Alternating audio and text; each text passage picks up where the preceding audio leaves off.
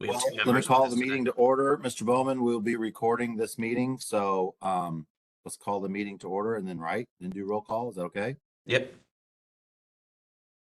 Mavis, are you ready to do roll, or you want me to? Yes, yes. Roll call. Jason Archer, Present. John Bowman, Here. Vanessa Parker Lewis. We have quorum. Great. Let's just jump into it. I think when we go,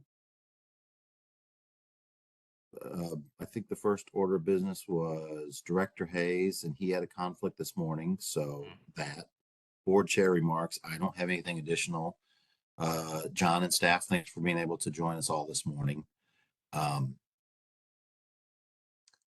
was just told that the minutes, we don't have enough to do the minutes, so I think we'll hold on. So I apologize. I believe that Mavis had said that there was a quorum because I believe it's 3 members, correct? Three, And then currently. there's 2 of you, so that would be a quorum has been established now. I apologize. I thought that there were more people on the board, but there is a quorum. Okay, well, terrific. So there's the minutes. Mr. Bowman, do you have the minutes? Would you like to make questions, comments, anything to add? I did not. Are you I'd like open to to making a motion. motion? Yeah, I'd like to make. I'll second it. So we have a motion and a second. All those in favor of approval of the minutes, say aye. Aye. Aye. Any noes or any abstentions? I don't think so. I heard 2 ayes. So, okay, thank you. Thank you, Mac, for clarifying that. Now we can go through. Mr. Hayes has a conflict, so he was not able to join us this morning. And I don't have additional comments except to say thank you for joining us, John, this morning. Appreciate it, and all the staff that got on this morning for us. So, Greg, why don't you just please jump in with the program updates and that information. Yep.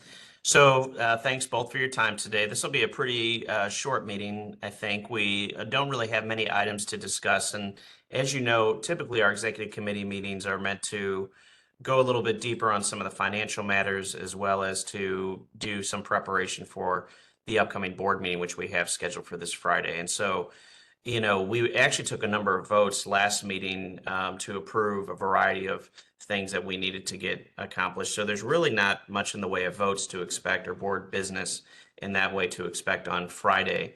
It's essentially providing updates and going a little bit deeper in some of the discussions that we had towards the tail end of last meeting, where some of the board members wanted to have, you know, more dialogue and discussion around what was discussed in closed session.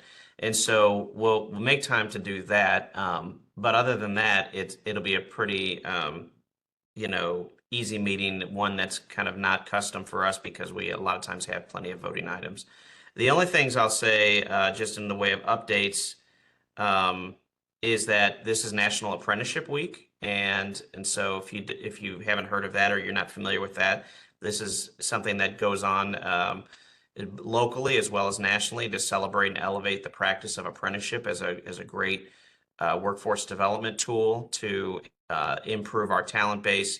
It oftentimes is a program that's designed to give people both real work experience while they're learning a trade or learning a craft. I know Mr. Archer and Mr. Bowman know the world of apprenticeship pretty well and understand that it has value in workforce development, but in our local economy, and there's a lot of good paying jobs that come from these types of programs that are not necessarily a traditional 2 or 4 year degree, but that lead to a highly recognized credential, oftentimes recognized by the Department of Labor.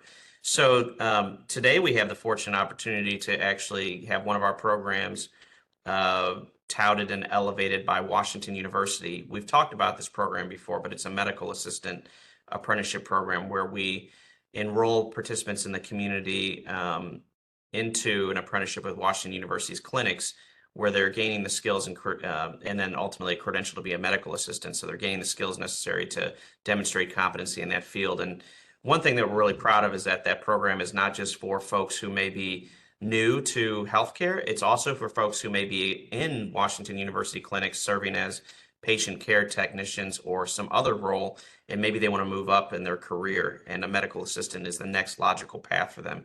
And so we have what's called an incumbent worker training program with Washington University, where we also develop these individuals and move them along their path through an apprenticeship program. At the end of it, they get the credential as a medical assistant, and at the same time, they get an increase in pay as a result of it. And by the way, the board, through that partnership, we require that that increase in pay occurs per our contract with them. And so we're creating opportunity for both people as well as helping the employer, Washington University in this case, fill a critical need that they have in their company. So it's a cost savings on their end because they're developing their own talent and backfilling those open positions with folks that may be more accessible in terms of their background or education level. And so we're filling those medical assistant roles that are in high need for Washington University, and then they're going out and recruiting new patient care technicians or other roles that are then vacated by those positions. And so it's a great opportunity to promote economic mobility for people. It's a great opportunity to contribute to economic development for the region, because as we all know, healthcare is really important, like many other industries, but healthcare is one where we've seen a lot of need, especially in the last few years. So today there's a ceremony over at Washington University where Howard Hayes, our director of the Department of Human Services, and I'll give some remarks talking about the program and the success of the program. I think the latest numbers I have, let me just look at an email real quick, is that Washington University, since the inception of this medical assistant apprenticeship program, they've enrolled 292 people. And the significant portion of those people have graduated. I think we always have a graduation rate of the cohorts that we fund of upwards of 80 to 85%. And so that's always good. And we didn't fund all 292 of those individuals, but a substantial portion of those individuals we did pay for their training and worked with Washington University to recruit and also place those participants. And one thing I'll say too is that recently this program was given a national spotlight as well when the Vice Chancellor, April Gladney, went before a congressional committee hearing to talk about the value of apprenticeship. And they spotlighted this program. And in her remarks, she noted the value of the partnership with St. Louis County as a key instrument that allows them to be able to do what they're doing, and noted the importance of partnering with the public workforce system. So that's a good story that we want to tell. Hopefully we'll get some good pictures today. We'll probably be sharing a link from that testimony that was given where she references the partnership with the county in that congressional committee hearing. But we're excited to kind of be a part of this National Apprenticeship Week and have a really strong program that we're proud of and a partnership that we're proud of. But it reminds us too that there's more work to be done. We should be doing more apprenticeship, that we should be expanding into other industries and not only having apprenticeship opportunities in healthcare, which is kind of where right now our bucket of apprenticeship programs are centered. So that's one thing I just wanted to share that we're proud of. Other than that, programmatically, we're still working through contracts with our providers. Our contracts expire by Friday of this week with the existing providers, and so we're working to have the new contracts with all of our new providers fully executed by the end of this week, or at least in the DocuSign signatory process. Some of them are already in the process of being signed right now by the various parties, and so will be executable, I would imagine, within the next 10 days. And so then we enter a new period of work for the Workforce Development Board, in that we'll have new providers, a new strategy, new programming that'll be implemented, new faces that you all get a chance to meet soon. So that's one update. And then I would say there's a number of other things in queue, but for right now, I don't have too much in the way of programmatic updates. Those are really the core areas that I just wanted to focus on. Any questions about the apprenticeship week or about the contracts or new providers or anything like that? Will you be able to show pictures, or at least a picture Friday about the Washington University and the 300 people that have gone? I mean, that's pretty neat thing to share. Yeah, I think so. That should be easy to do. We'll definitely have them posted probably on the county executives platforms, LinkedIn and Facebook and other sites. But I will be happy to actually see if we can run through some video maybe, or maybe the video of the testimony and then show some pictures on a slide or something. That'd be a good idea. Thanks for that suggestion. For Friday, are there any other programmatic updates that you think the board might want to know about that we should consider in terms of our agenda for that meeting? My only other question is, when you make the statement that the contracts are being routed and signed, Mhm. when does that mean that the new, when do they take over, or when do they begin operate? I don't know how to. They're legally contracted and it's executed at effective the date that the final signature is obtained. And so, our partners, they may only have one signature on this, but our county has, Mavis, you could tell me the number probably, or an estimate of the number, but I think it's probably somewhere around like 7 signatures or something that it has to go through a fiscal department, a legal department, and then it goes through administration with the county executive's office. And then normally Dr. Page or Diane Valenti, I think, is the last signature on the contracts. And so, we could sometimes start a process for signing, but then we have to nudge folks to move it along or to make sure that they check their inbox to see that the contract's sitting with them so that they can officially sign off. But we've had an extensive legal review and we don't anticipate any challenges there, or with our fiscal staff as well. I think they should be moving as long as we get the initial signatures started. I think typically the turnaround time is 10 days or less. Mavis, do you have any additional comments to add to that can further help Jason and John understand that process? Well, yeah, he wanted, as Greg stated, the date of execution is the date that the county executive signs. And it's effective immediately after he signs. And I'm thinking that most, if not all, should be executable on Friday. The Thanks. contracts that we Well, I was have just with curious, all- like, when is there a transition, or when do we notice the change? I mean, that's, I wasn't really Oh, trying to when- pin like how many signatures down. I understand some of that. I just meant, like, it's about 10, it's like Greg said, it's about 10 signatures. So Okay. once the subrecipient signs, then it goes through the process where it, of course, the director of human services signs, and then it moves on into legal, and then accounting, and then to to the attorneys Mhm. to review.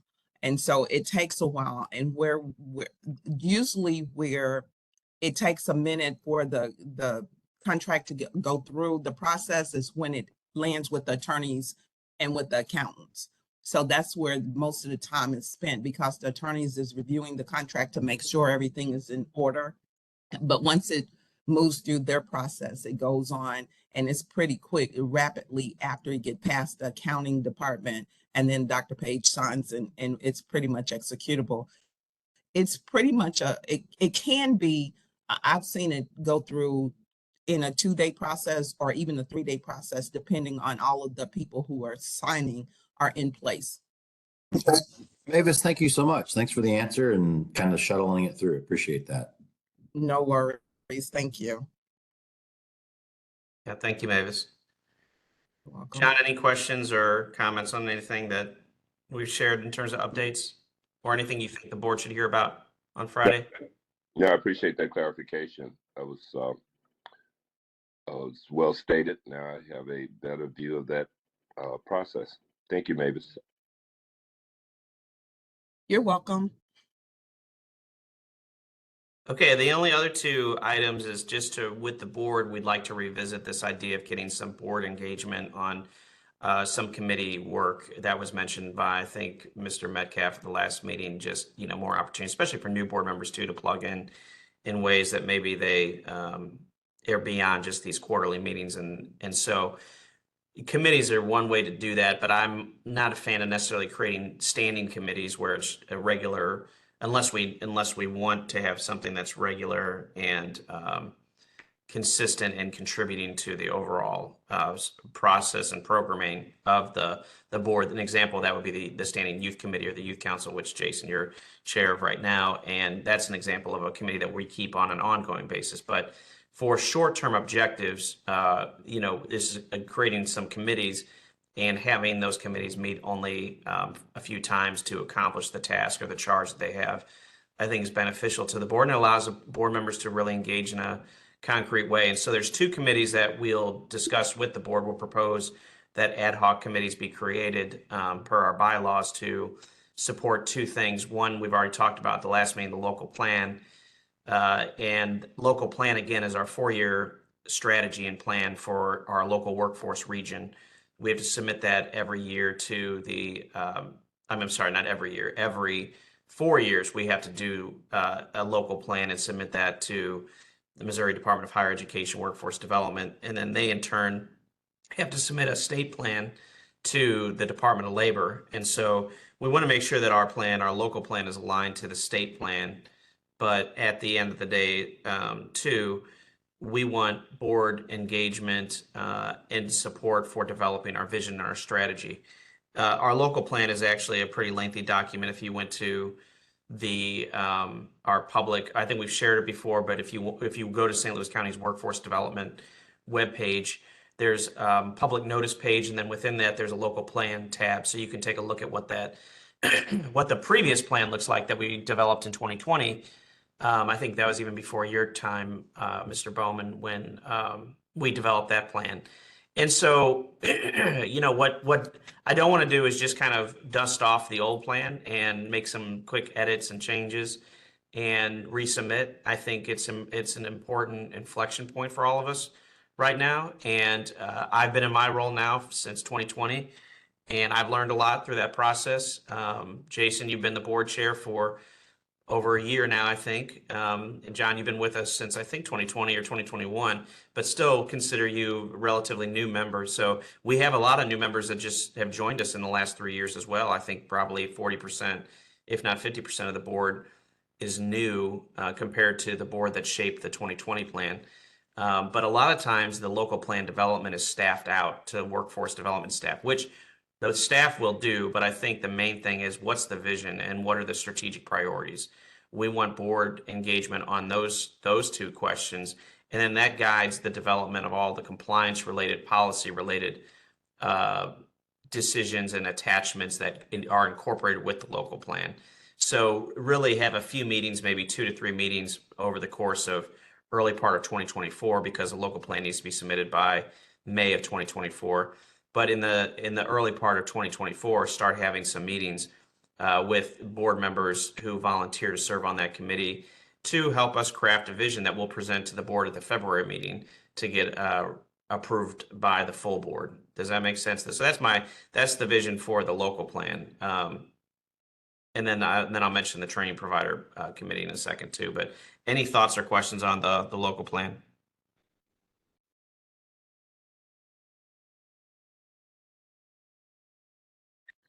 Oh, okay. Well, John, were you going to say? How many board members do you want on this? Like, what are you thinking? Is 2 or 3 or what? I don't know. Like, Well, I think it would be great if we could somehow get a cross section of members who have been around for a while, maybe 10 plus years or 5 plus years, with some very new members. And I'd want the group to be diverse representation individually as well as of industry sectors or organizations. And so I was thinking like 5 maybe is I want it to be productive. I don't want it to be, have 10 to 12 people that we have to get quorum for to have the committee meetings. And I think having a smaller group, but a group that's probably more than even 3, 5 is the number that I was thinking about, because if we decide that we need to make any votes on anything from this committee to the board, we'd want to probably have an odd number to do that. And so 5 seems to stick out. 5 to 7 maybe is at most. But I just want this to be kind of a good cross section. We don't want it to be all business. We want it to be, again, representing different groups that are on the board. So maybe part of this might be giving some thought to who we think should maybe be recruited to serve on the committee, but I'd like to see first who raises their hands to be willing to serve on a committee. And again, it wouldn't be a long-term commitment. It would be for a few meetings, and we would schedule those in advance of 2024. But that's my thought. I mean, but you all tell me. I know both of you are familiar with board structures and committees. What's most effective to accomplish a task like this, do you think? No, I think you're absolutely correct. A major portion of an organization's work is actually done during the committee meetings. So, and I do agree with the number of people you just mentioned. Maybe 5 is a good number. So the board members can, get together and have a working relationship in a smaller group like that. It can, it can really increase their engagement from what I've dealt with in previous boards. So yeah, I support that concept. Great, thanks for the feedback.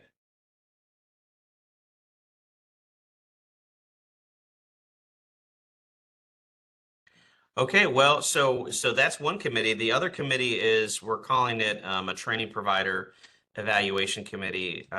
Mavis Stone is our current training provider liaison, while also wearing the hat of workforce development administrator. We're working to post the training provider position.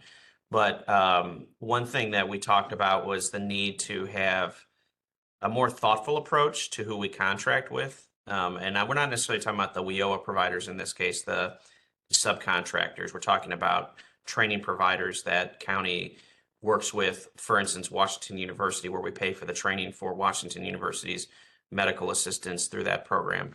But these are organizations that reach out to the county and say, we want to contract with you all to receive WIOA funding for tuition for participants who go through our program. And historically, I don't think, I think it's fair to say, Mavis, and you can, add anything you think to this, but most of these relationships with the training providers are because of historic relationships, or because somebody just reaches out and says, we'd like to be a training provider. And then we look to see if they're registered with the state. We look to see if they are in good standing from a Better Business Bureau standpoint. Then we look at whether or not they're aligned to our key industry sectors. But outside of that, we're not really looking at a lot of other metrics or measures to determine, yes, this is a group that the county wants to work with to offer quality services to our participants. We're also not probably looking as closely as we need to at, consistently at least, looking at outcomes related to job placement. A lot of times we are pretty aware of our DOL credential attainment rates.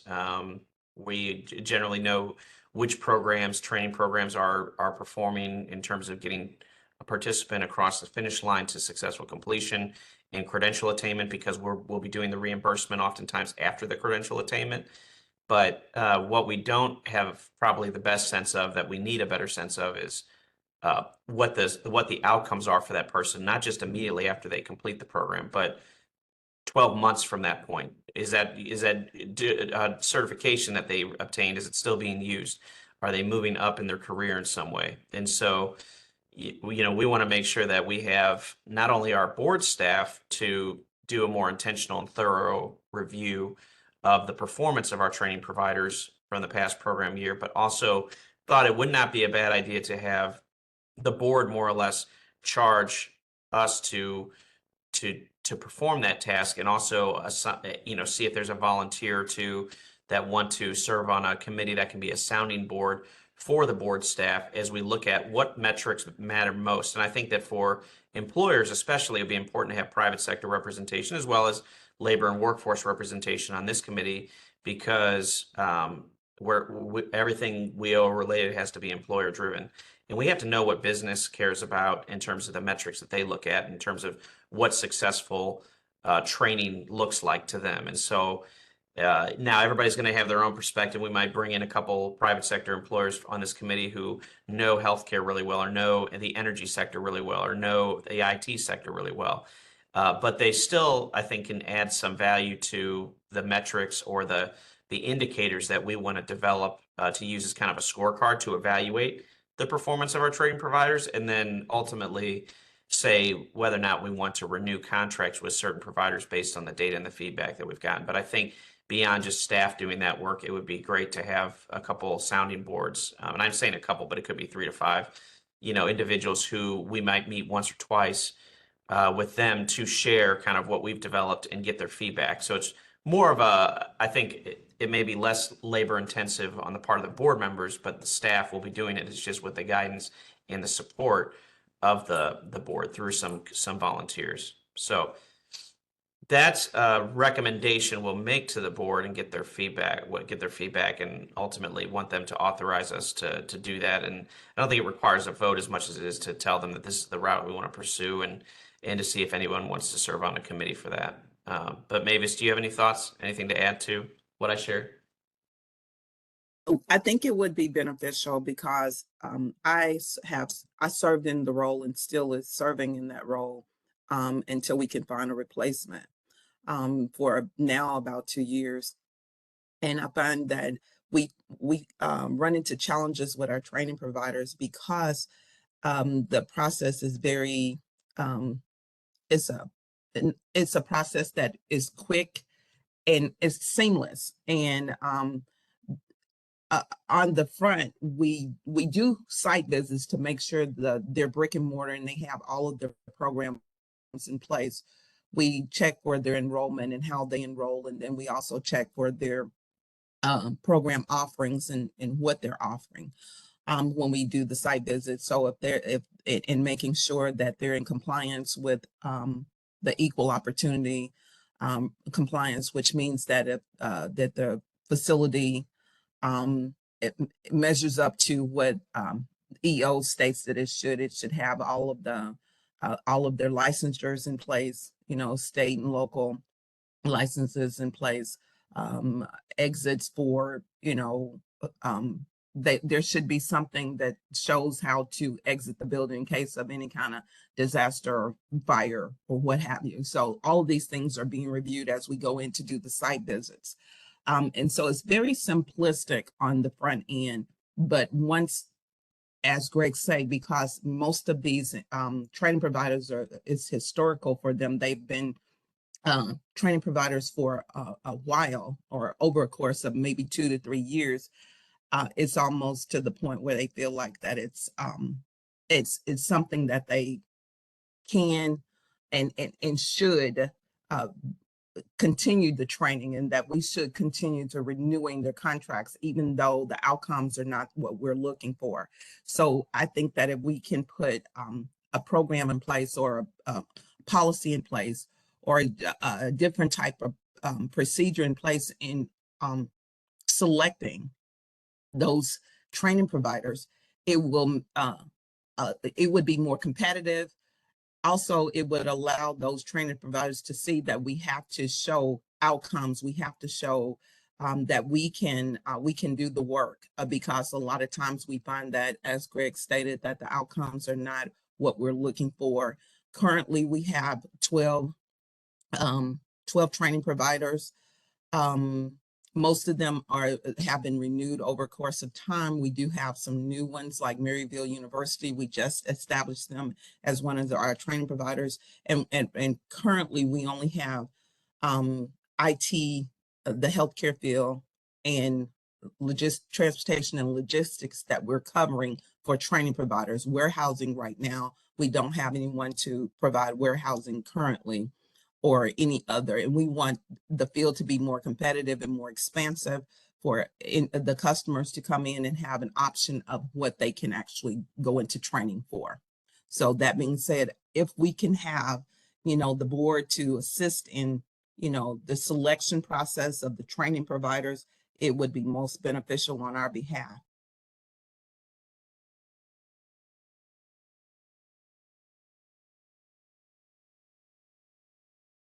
So any questions about that?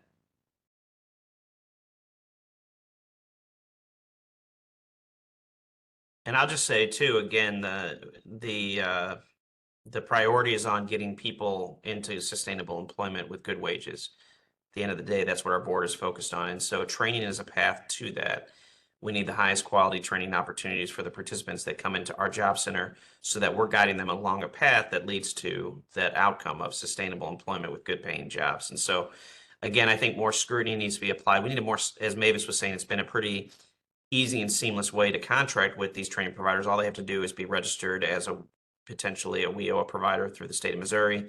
We check some basic things to make sure that they're in good standing, but then we're not really probably using a data-driven approach to determine whether or not, or even a standardized approach to determine whether or not, you know, we want to renew contracts from year to year. And it should be something that the training providers have to earn as well in terms of their performance related to the programs that they're providing to the participants, especially if they're receiving federal dollars to support them. And as we've seen this year too, you know, I think overall we just need to be more intentional and thoughtful about who we're contracting with, because we can take some lessons learned from some of the challenge we face, not necessarily specifically talking about a particular provider, but just saying that it just reminds us of the importance, some of the challenges that we have sometimes could be addressed if we were looking, you know, more at real-time data and giving feedback to our providers, trained providers or subcontractors, and then holding, you know, setting these measures that we really want to see improvement along. And so I think, you know, the county executive Page, our Cleo for our board, has stated, you know, that he wants to see more data-driven approaches across county government, but you've seen workforce development as a ripe opportunity for trying some things that allow us to gather data and make more informed decisions around evaluation of our providers, and then making decisions around contracts based on the data versus just kind of how things have always been done. So it's just consistent with a broader theme. Okay, so outside of that, so we're going to be making a recommendation that those two committees are opportunities for volunteers, you know, to serve on. And then outside of that, the only thing that we have on the agenda, if you're okay with me proceeding, Mr. Chair, to the next item, which is our financial expenditure report. Please do. Thank you. And those committees sound like good ideas. So yeah, I look forward to that conversation. So thank you for the detail. No problem. Let me just see if I can pull up.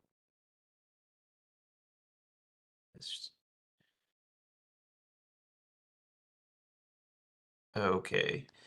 So you should be seeing a spreadsheet that says expenditure report at the top, and it has the formula funds. Yes. For the adult youth dislocated. Okay. And you see the top three buckets are the PY22 funds for the three program categories, and then the bottom are the PY23. There's, you know, we've used almost 50% of our funds for 2022. Majority of the spending is occurring in the adult program, which is probably consistent with, it's consistent with the norm for us. I'm happy to see that we're expending our dislocated worker funds, you know, at a rate that's higher than what I think has been normal. I don't have the exact trend data for you here, but 45% of the funds, when we've just really started, I think in many cases, started using these PY22 funds this year. You know, we may have to transfer some money to the adult program because it looks like we'll exceed that amount, but we still then draw from the next available funding source, which goes down to the PY23. So it may not be that we reach 100%, and we may reach 100% of the PY22, but we're probably not going to exhaust the PY23 funds for adults. So we probably wouldn't need to do a transfer. But I'm just, like I said, glad to see that we're seeing more of our dislocated worker spending being utilized, our funds being utilized. And then our youth program, due to the termination of contracts this year that affected the youth program, and due to the fact that we have one provider currently for youth, some outstanding invoices that were not paid, our spending rates have been much lower in the youth program than as is normal. But once we bring on the new providers that we have, and we'll have multiple youth providers, as you both know, we expect that spending will increase at a rate that will allow us to fully expend the funds that we need to by 2024. And as part of our data-driven approach that I mentioned, you know, we're going to have to look at holding our subrecipients accountable for expending the funds at a faster rate as well, because if they're not spending funds on youth and it's taking a while to do that, it affects our overall board performance. And so we need to be making sure that we don't just allocate funding, but that we also do regular check-ins to find out, you know, what's going on with spending Are they seeing challenges in terms of using those funds? Do we need to reallocate funds from one provider to another provider to account for some needs that we might have? And so, we're planning on, once we get all of the new partners in place, planning on monthly staff meetings with the leadership of those organizations to talk about performance and data, performance based on program and compliance, but also looking at their financial performance as well, so that we can make sure that we're having a constant and regular conversation around their spending levels. And ideally, again, we'd like to get to a point where we're tapping into our next round of allocations earlier than what seems to be the case, which is a lot of times we'll fully expend our funds by the time that we need to by 2024 in the case of the PY22 funds, but then we're just starting to use the PY23 funds and have to exhaust those within a year. So ideally, it'd be a good problem to have if we were spending money so fast that we'd have to go back to the state and ask for more funding because of the need, because we know the need exists, but knowing that we're getting our money out there into the hands of people and serving the community. So overall, we're at a 22.48% spending rate for the combined set of formula funds, so PY22 as well as PY23, but at about 46% expended of the PY22 funds, which is where we're focused first on exhausting those funds. Any questions or thoughts on the financial expenditures? No, I appreciate the comment about the youth and that it goes back to the prior report that you talk about we're bringing on board the new contractors. So that will be good for the board to hear that you expect that to kind of bust loose and be expended. So I think you need to connect that dot tomorrow or Friday and remind everyone that's what you expect.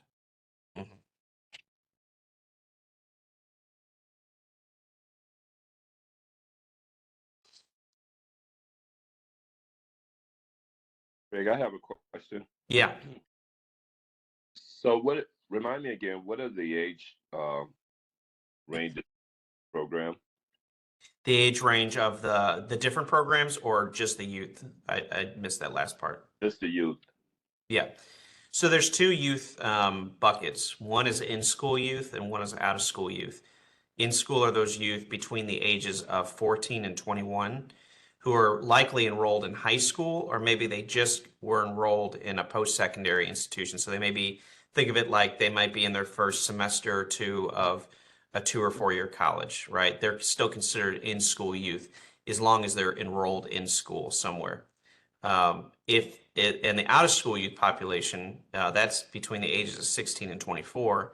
Those youth tend to be individuals who may have completed their high school education, but maybe they did not pursue a post-secondary training opportunity, whether it's 2 or 4 year college or a boot camp or anything like that. And maybe they're disconnected from the labor market. And so our goal is to get them some work experience and get them connected to the labor market and opportunities for employment.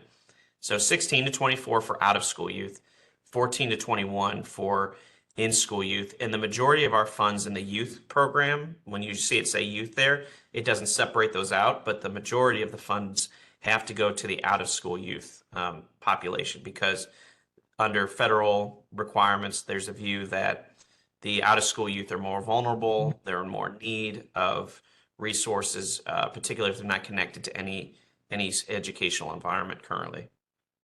Okay, great. Hey, thank you for that.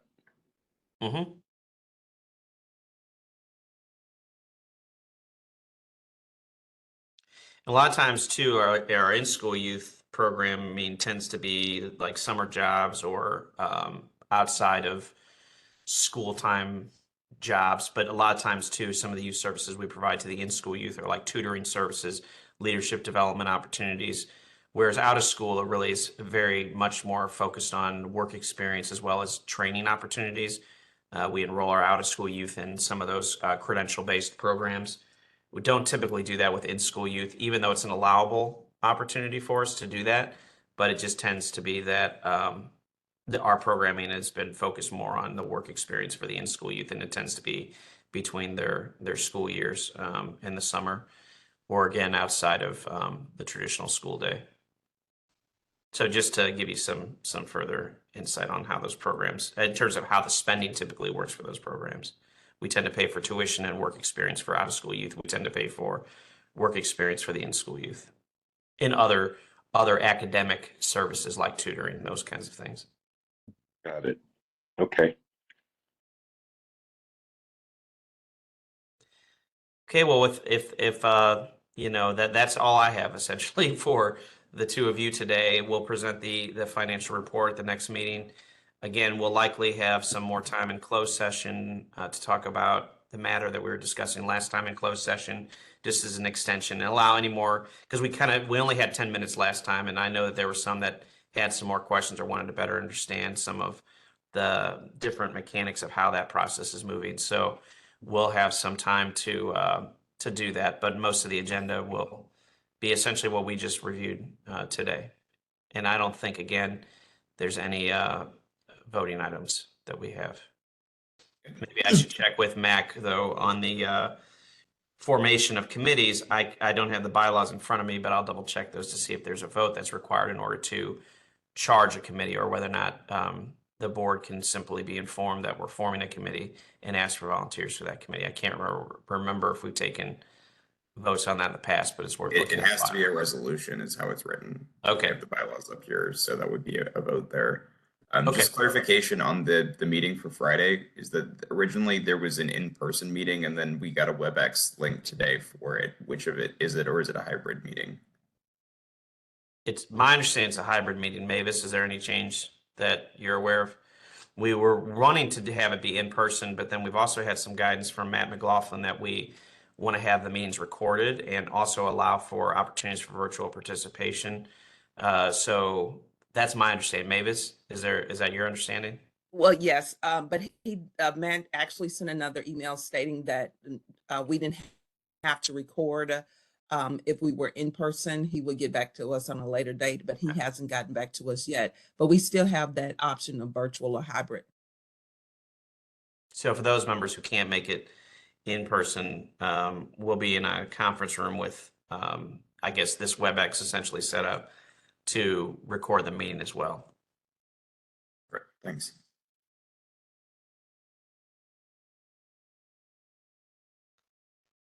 Okay. So then with that, I'll just turn it over to you, Mr. Chair, to.